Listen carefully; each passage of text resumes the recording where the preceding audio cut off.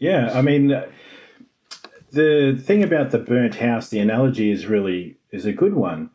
But I think you never want to miss the point. Is that the house that they're burning down, the technocrats, is my bank account, my savings, my family history, my Yes. ability to go overseas on a holiday.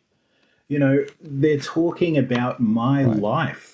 You know, and it's Yes. interesting. I see a lot of people talking about how democracy has failed. And I use the analogy, if you have a perfect law but a corrupt law enforcer, is it really the law that's so bad?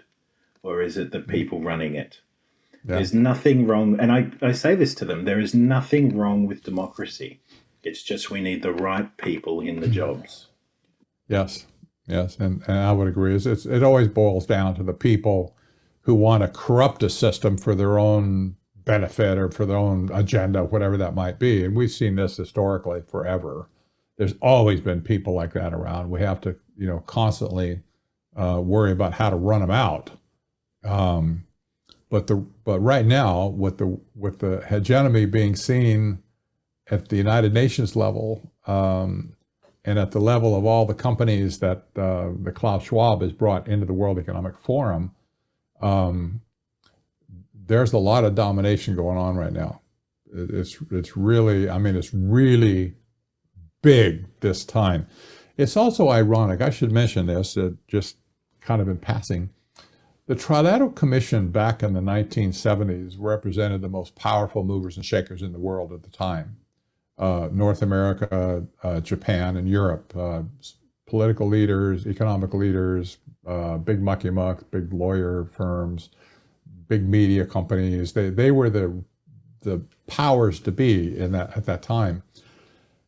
When the United Nations took over with their special resolution, the establishment of a new international economic order, the Trilateral Commission went like a submarine. They dived under the water and they kept going, but they didn't really take the spotlight. They didn't say, hey, look at us over here. They wanted to stay kind of in disguise so nobody would pay attention to them.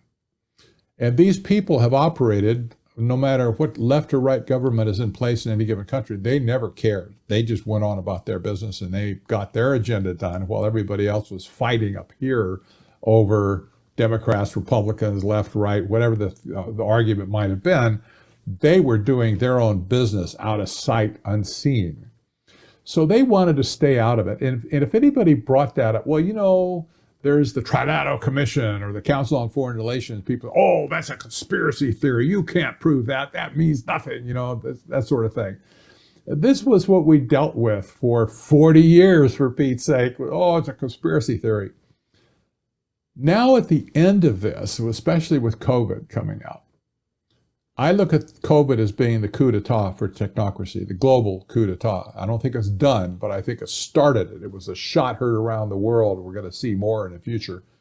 But as they started this whole thing, all of a sudden, Klaus Schwab comes to the surface in the media, all of a sudden, with all of his mucky muck buddies, the Siemens and the GEs and the IBMs, and I'm sure you got I'm thinking of the big mining company down there in Australia.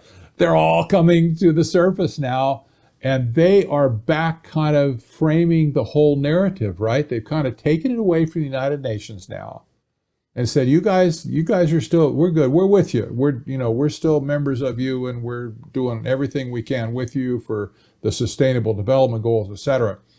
But now the economic mucky mucks have come back into the limelight again to claim their prize. I don't know how else you can look at it. They've been working on this for 45 years, and now they're wanting to get the limelight back again. And that's exactly what the World Economic Forum is doing with Klaus Schwab at the helm.